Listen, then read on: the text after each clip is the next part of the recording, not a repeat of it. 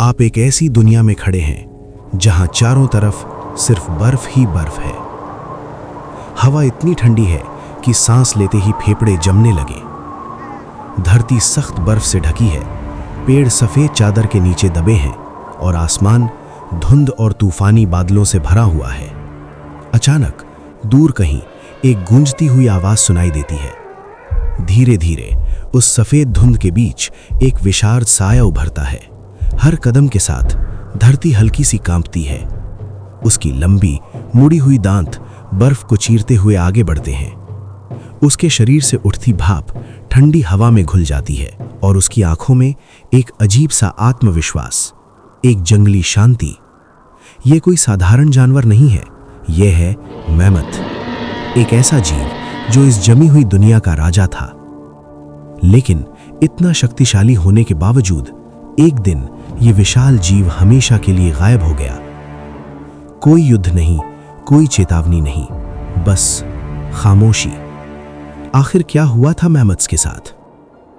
Ice age, the frozen world. करीब 2.5 million साल पहले धरती ने एक ऐसा बदलाव देखा जिसने जीवन को पूरी तरह बदल दिया। ये था आइस एज, एक ऐसा समय जब धरती का अधिकांश हिस्सा बर्फ की मोटी परतों से ढका हुआ था। महासागर सिकुड़ गए थे, जंगल खत्म हो चुके थे और जीवन के लिए परिस्थितियां बेहद कठिन हो चुकी थीं। लेकिन जहां कई प्रजातियां इस बदलाव के सामने हार गईं, वहीं कुछ जीव ऐसे भी थे जिन्होंने इस कठोर दुनिया को अपनाया और उनमें सबसे शक्तिशाली थे mammoths. Adaptation, born to survive. Mammoth सिर्फ जीव नहीं थे, वे इस बर्फीली दुनिया के लिए बने थे। उनके शरीर पर मौजूद मोटे लंबे बाल उन्हें बर्फीली हवाओं से बचाते थे। उनकी त्वचा के नीचे लगभग 10 सेंटीमीटर मोटी चर्बी की परत होती थी, जो उन्हें -40 डिग्री सेल्सियस तक की ठंड में भी गर्म रखती थी। उनके कान छोटे थे ताकि शरीर की गर्मी बाहर ना जाए, और उनके विशाल दांत जमी हुई जमीन को तोड़कर नीचे छिपी घास तक पहुंचने में मदद करते थे। हर चीज उनके अस्तित्व के लिए परफेक्ट थी। Life, a world of giants. Mammoths का जीवन सिर्फ जीवित रहने तक सीमित नहीं था, वे सामाजिक जीव थे। उनके झुंड में एक मजबूत रिश्ता होता था। हर झुंड का नेतृत्व एक अनुभवी मादा करती थी, जो सालों के अनुभव से पूरे समूह को दिशा देती थी।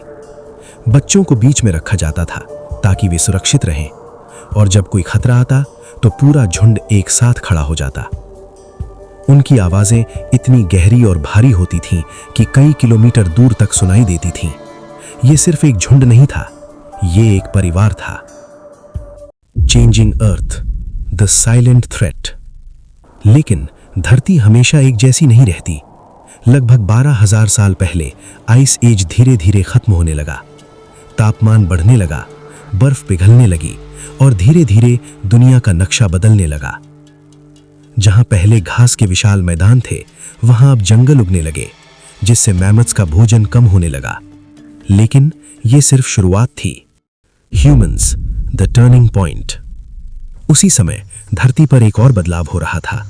इंसान, जो पहले सिर्फ जीवित रहने की कोशिश कर रहा था, अब विकसित हो चुका था। उसने आग का इस्तेमाल सीख लिया था, हथियार बना लिए थे, और सबसे महत्वपूर्ण, वो अब समूह में शिकार करना सीख चुका था। और उसका सबसे बड़ा शिकार बना mammoth. Hunting, the deadly strategy.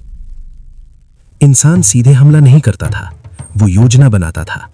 Mammoths को घेरता था, उन्हें दौड़ाता था, थका देता था, और फिर सही मौके पर हमला करता था।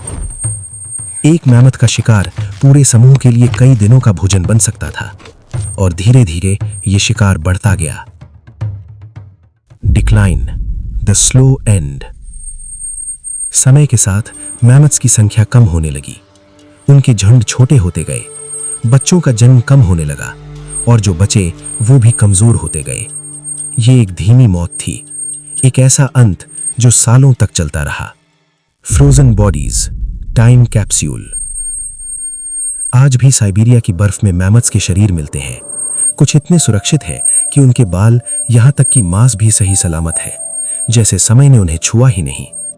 आज वैज्ञानिक कोशिश कर रहे हैं उन्हें वापस लाने की, डीएनए टेक्निक के जरिए।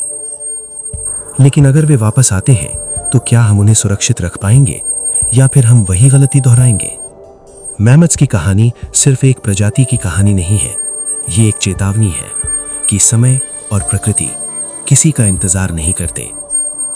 लेकिन सवाल अब भी वही है, क्या मैमथ सच में खत्म हो गए हैं या उनकी कहानी अभी बाकी है?